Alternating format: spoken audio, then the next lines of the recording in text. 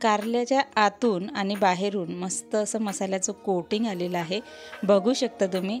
आणि कारल्याच्या आतमधला जो गर आहे ना, तो सुद्धा मी फेकलेला नाही, त्याचा पण मस्त असा वापर केलेला आहे या मसाले कारले या भाजीमध्ये। त्यामुळे वेळ न घालवता चला रेसिपी सुरू करूया।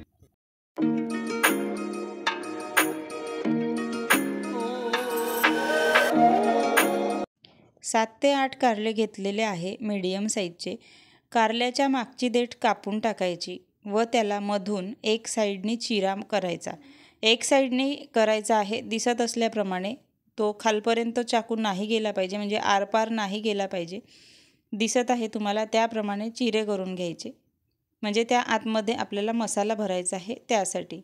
आता दुसरा करून दाखवते। एक देठ कापून टाकायचं, मधून चिरा मारायचा। अशा प्रकारे सगळे कारले मी करून घेते। आता एका वाट्यामध्ये पाणी घ्यायचं आहे, त्यामध्ये मीठ टाकायचं आणि 1 चम्मच मीठ टाकायचं। त्यामध्ये चिरे मारलेले जे कारले आहे ते टाकून घ्यायचे 5 ते 10 मिनिटासाठी। याने काय होते की याच्या आतमधला गर जो निघायला आहे ना, लवकर मदत होते। 5 ते 7 मिनिटे झालेले आहेत, बघू शकता तुम्ही। आता असा कोरदार किंवा धारदार असा चम्मच घ्यायचा आहे, त्याच्या मदतीने आपल्याला या आतमधला गर काढून टाकायचा आहे। एक चमच्याच्या मदतीने कारल्याच्या ज्या कडा आहे ना, त्या उकळून घ्यायच्या दिसत असल्याप्रमाणे। जो चमच्याचा बारीक भाग असतो ना, त्यांनी जे आहे ना थोड्याशा कडा त्याच्या उलवून घ्यायच्या। मिठाच्या पाण्यात टाकल्यामुळे त्याचा जो गर आहे ना निघायला पटकन मदत होते व कडूपणा जो आहे ना कमी व्हायला सुद्धा मदत होते।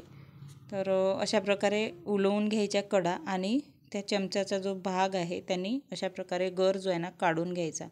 तर पटकन निघतो आणि आपला जो कारला आहे ना तो साबूत राहतो, म्हणजे असं फाटत वगैरे नाही, चिरत नाही।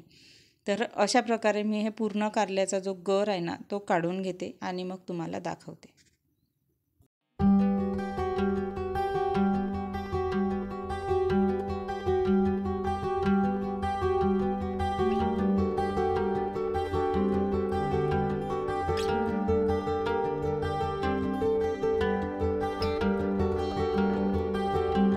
अशा प्रकारे सर्वच कारल्यांचा गर काढलेला आहे। कारले वेगळे आणि गर वेगळा केलेला आहे। आता आपण यामधल्या ज्या कोवळ्या बिया आहे ना त्या राहू द्यायच्या आहेत व ज्या जाड किंवा थोड्या जरड अशा कडक आहेत त्या बिया काढून टाकायच्या आहे, वापरायच्या नाही आहे आपल्याला भाजी। बघा काढून रेडी आहे। याचा आपण काय करणार आहे आता की मसाल्यामध्ये वापर करणार आहे, म्हणजे मसाला तयार करण्यासाठी हे थोडंसं भाजून घेणार आहे। तर एका पॅनमध्ये तेल घेतलेलं आहे थोडंसं बिलकुल, त्यामध्ये हे भाजून घ्यायचं एखादी मिनिटभर। थोडासा कलर पाणीदार झाला की एका प्लेटमध्ये ते काढून घ्यायचं आपल्याला। बघू शकता थोडा वेळ झालेला होता, आता काढून घेते प्लेटमध्ये। आता त्याच पॅनमध्ये आपल्याला थोडेसे शेंगदाणे, म्हणजेच या मसाल्याला लागणार आहे तेवढेच, फक्त थोडे छोट्या वाटीभर, म्हणजे 3 ते 4 चम्मच छोट्या चम्मचनी शेंगदाणे असतील, त्याला छान असे भाजून घ्यायचे आहेत मंद आचेवर, थोडा कलर चेंज होईपर्यंत किंवा डाग येईपर्यंत। त्यालासुद्धा प्लेटमध्ये काढून घ्यायचे। जर तुम्हाला याचे छिलके काढायचे असतील तर तुम्ही ते वेगळे काढून ठेवा। आता त्याच पॅनमध्ये आपल्याला खोबरं घ्यायचं आहे। खोबऱ्याचे काप घेऊ शकता, सुक्या खोबऱ्याचे, किंवा खोबऱ्याचा कीस घेऊ शकता। मी खोबऱ्याचा कीस घेतलेला आहे, छोट्या 2 ते 3 चमचे साधारण। त्याला पण छान मस्त असं भाजून घ्यायचं आणि ते सुद्धा पॅनमध्ये काढून घ्यायचं आहे आपल्याला।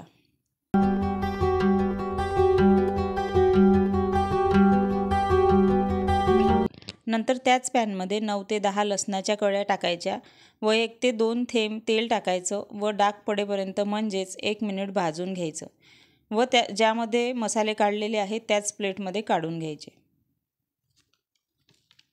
नंतर त्याच पॅनमध्ये एखादी चम्मच साबुत धने घ्यायचे आहे व ते सुद्धा मस्त असे भाजून घ्यायचे। त्यावेळेस तेल वगैरे वापरायचं नाही, तेल होतं त्याला।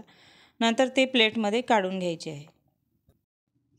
आता त्याच पॅनमध्ये 2 ते 3 थेंब तेल टाकायचं व लाल मिरच्या राहते ना वाळलेल्या, त्या टाकायच्या आणि भाजून घ्यायच्या, म्हणजेच थोड्या कडक आल्या पाहिजे, म्हणजे आपण जे मिश्रण काढू ना ते पटकन झालं पाहिजे त्यासाठी। तर बघू शकता भाजून रेडी आहे। आता याला सगळं मिश्रण जे आहे ना, आपण जे सगळं भाजून घेतलेलं आहे ते मिक्सरच्या पॉटमध्ये टाकायचं आहे। तर त्याला बारीक करून घ्यायचं, पण ग्राइंड करायच्या आधी ना त्यामध्ये बघा थोडं काही आपल्याला टाकायचं आहे, ते बघू. आता सगळं मिश्रण टाकून झालेलं आहे. तर त्यामध्ये थोडी कोथिंबीर 2 ते 3 चमचे वगैरे, नंतर बारीक चिरलेला एखादी चम्मच कांदा म्हणजे छोटा कांदा, चवीनुसार मीठ टाकायचं आहे, 1 चमचा हळद टाकायची आहे, 1 चमचा जे आहे ना तिखट टाकायचं आहे थोडंसं, कारण की आपण मिरच्या घेतलेले आहेत. 1 चमचा धने पावडर टाकायचं आहे. नंतर 1 चमचा साखर टाकायची आहे. साखर टाकणं विसरू नका. 1 चमचा नाही, थोडी अर्धा चमचा वगैरे टाकू शकता. त्याला छान असं ग्राइंड करायचं आहे. आता ग्राइंड करून रेडी आहे. बघू शकता तुम्ही मस्त असं बारीक झालेलं आहे. पाण्याचा वगैरे यूज करायचा नाही यामध्ये, आणि लागलं तर थोडा किंचित अर्धा चम्मच वगैरे तुम्ही करू शकता. अशा प्रकारचं आपल्याला ग्राइंड करून घ्यायचं आहे. मसाला रेडी आहे आत्ता. तर तो काढून घेते एका प्लेटमध्ये, आणि आता मी त्याला थोडंसं जे आहे ना खाऊन बघितलं, एवढा टेस्टी लागतो ना. तुम्ही असा सुद्धा चटणी म्हणून सुद्धा ह्याला खाऊ शकता, खूप छान लागतो. तर आता हा आपण कारल्यामध्ये भरून घेऊ. छान दाबून भरून घ्यायचा. तर असे पूर्ण कारले भरून घेते आणि मग तुम्हाला दाखवते. तर जर हा मसाला जास्त झाला ना तर काय करायचं, काही 1 चम्मच तेल गरम करून त्यामध्ये हा मसाला टाकायचा व 15 ते 20 सेकंद छान असा भाजून घ्यायचा किंवा थोडंसं असं शेकल्यासारखा करायचा. तर तोंडी लावायला चटणी ना 1 नंबर होते. तर तुम्ही नक्की अशा प्रकारची चटणीसुद्धा तुम्ही खाऊ शकता.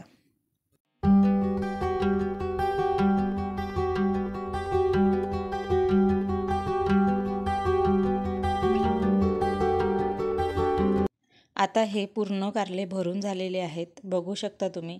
आता एका कढईमध्ये तेल घ्यायचं किंवा थोडं पसरट कढई असेल त्यामध्ये सुद्धा चालेल. तर 2 बुटले तेल घेतलेलं आहे. तेल गरम झालं की त्यामध्ये कांदा टाकायचा, बारीक चिरलेला 1 मोठा कांदा घेतलेला आहे. तो ट्रान्सपरंट होईपर्यंत छान शिजू द्यायचा किंवा गुलाबी रंग होईपर्यंत. आणि आता बघू शकता कांदासुद्धा छान शिजलेला आहे. तर 1 ते 1.5 चम्मच अद्रक लसूण आणि कोथिंबिरीची पेस्ट टाकलेली आहे. त्यालासुद्धा छान परतून घ्यायचं. नंतर मग अर्धा चम्मच हळद टाकायची, 1.5 चम्मच तिखट टाकायचं आहे. नंतर थोडा असा गरम मसाला जो पण असेल तुमच्याकडे तो छान असा परतून घ्यायचा, आणि बिलकुल थोड्या प्रमाणात मीठ टाकायचं आहे. इथे मी विसरले, त्यामुळे त्यासाठी मला माफी असावी. व्हिडिओमध्ये समोर मी टाकलेलं आहे. आता छान असं त्याला परतून घ्यायचं. मसाले छान असे परतून झाले करत असताना, मसाला टाकत असताना ते गॅसची फ्लेम जी आहे ना ती कमी करायची. छान असे मसाले परतून झालेले आहेत. आता यामध्ये भरलेले जे कारले आहे ना ते टाकायचे. एकदा छान असे मिक्स करायचे. टाकून झाल्यानंतर बघू शकता त्याचं तोंड जे आहे ना ते वरती करायचं. तरी पण ढवळत असताना ते होतात, पण मसाला निघत नाही बाहेर.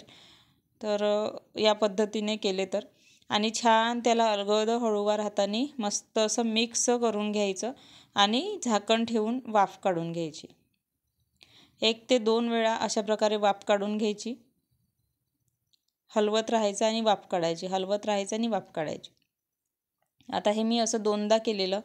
नंतर मी इथे मीठ टाकलेलं आहे, मला आठवण आली तेव्हा. थोडंसं टाकायचं फक्त, बाहेरच्या साईडला जे आहे ना मीठ लागलेलं पाहिजे. आतमधल्या मसाल्याला मीठ आपण टाकलेलं आहे. तर बाहेरचे जे कारले आहे ना ते त्यालासुद्धा त्या मसाल्याला, बाहेरच्या मसाल्याला मीठ लागलं पाहिजे. त्यासाठी थोडंसं किंचित असं मीठ टाकायचं. अशा प्रकारे आलटून पालटून त्याला शिजवून घ्यायचे. तर साधारण 2 ते 3 वेळा अशा प्रकारे तुम्हाला करावं लागेल. छान असे तेलात ते शिजल्या गेले की मग टाकायचा आहे मसाला. अशाच प्रकारे शिजवून घ्यायचे. थोडा जर कारल्याचा जो कलर आहे ना चेंज झाला म्हणजे समजायचं की थोडे शिजले आहे. तर मग काय करायचं, जो राहिलेला मसाला आहे ना तो त्यामध्ये टाकायचा, आणि मिक्सरमध्ये जे आपण पेस्ट काढून घेतली होती त्या मिक्सरच्या भांड्यामध्ये पाणी टाकून ते विसळून घ्यायचं आणि ते पाणी टाकायचं.